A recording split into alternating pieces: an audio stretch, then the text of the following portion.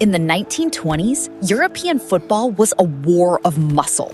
Mud, brute force, men built to collide. Into that world walked a boy so thin that crowds mocked him and called him the Paper Man. He should have been broken in his first season.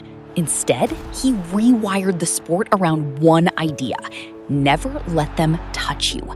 And when a regime tried to erase his country, he used that same fragile body to humiliate the men who thought they'd already won. This is the footballer who was too dangerous to survive and too brilliant to forget.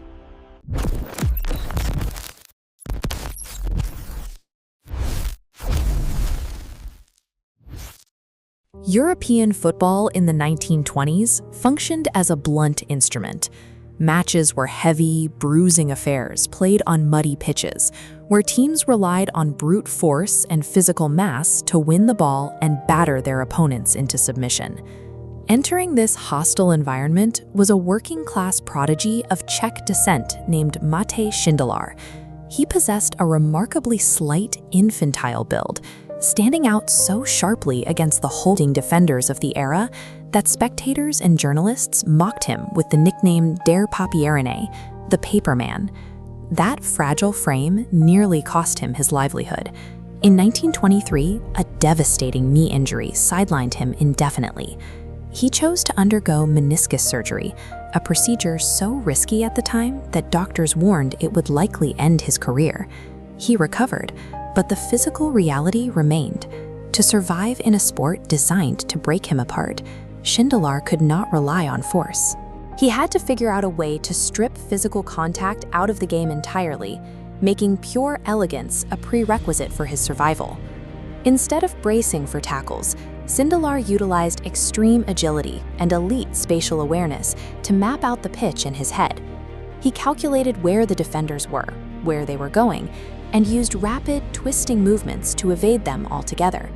He actively drew heavy defenders toward him, anticipating their physical lunges, and waited until the absolute last millisecond before slipping away. Traditional defenses broke down against this. They lunged at empty space, repeatedly pulling themselves out of position to hit a target that was already gone. This style functioned as a highly effective biological survival mechanism.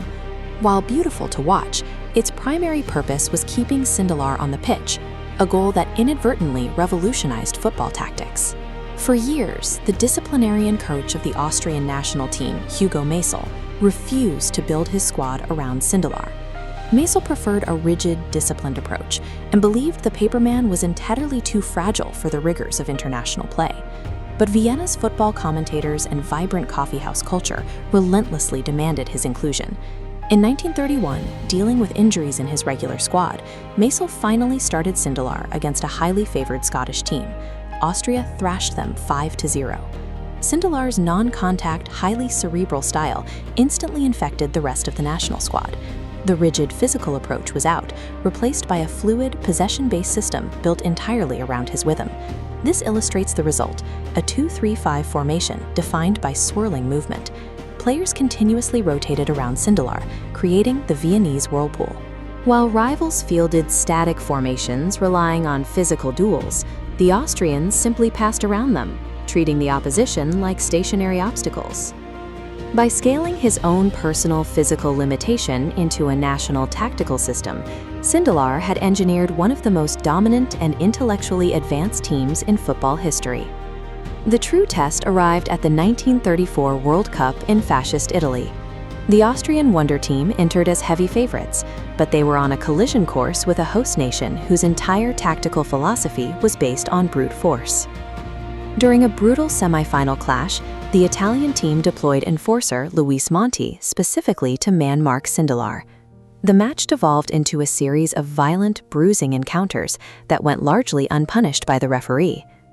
The physical, state-backed aggression of Mussolini's team successfully battered Austria's finesse. A key Austrian playmaker was injured. Sindelar was effectively suffocated by the rough marking, and the Wunderteam was eliminated. That World Cup defeat provided a grim geopolitical preview. The elegant, creative elements of Europe were standing directly in the path of rising totalitarian force. In March 1938, Nazi Germany annexed Austria in an event known as the Anschluss. The Austrian Football Association was immediately dissolved, and the Wunderteam was ordered to merge with the German squad to form a unified team for the Third Reich. To publicly celebrate the annexation, Nazi authorities staged the Anschlussspiel, a propaganda match between the former Austrian team and Germany. The match was designed to perform German-Austrian brotherhood, ending in an expected amicable draw. Sindelar had a different plan. He successfully petitioned for the Austrian team to discard the standard white and black kits for this final match, demanding they play in their traditional red-white-red flag colors instead. Out on the pitch, Sindelar weaponized his agility. He completely outclassed the rigid, athletic German players, employing his signature feints and passing vectors to run rings around the opposition.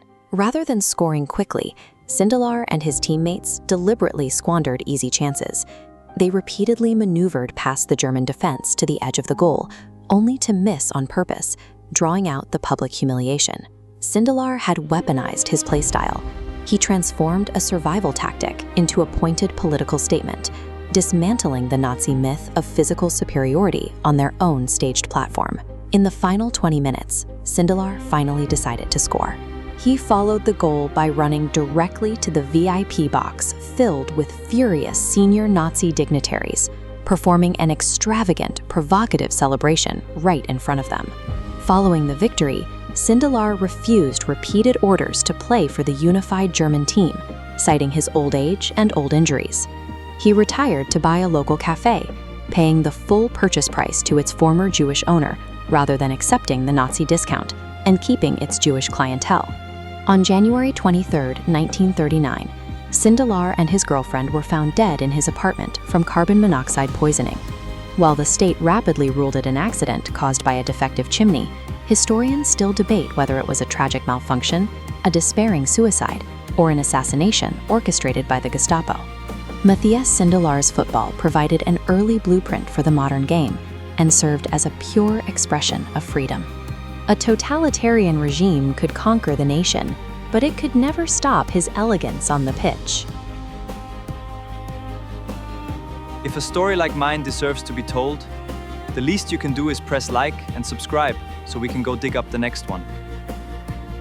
If something about my story still puzzles you, don't keep it to yourself, leave it in the comments, and I promise someone will answer.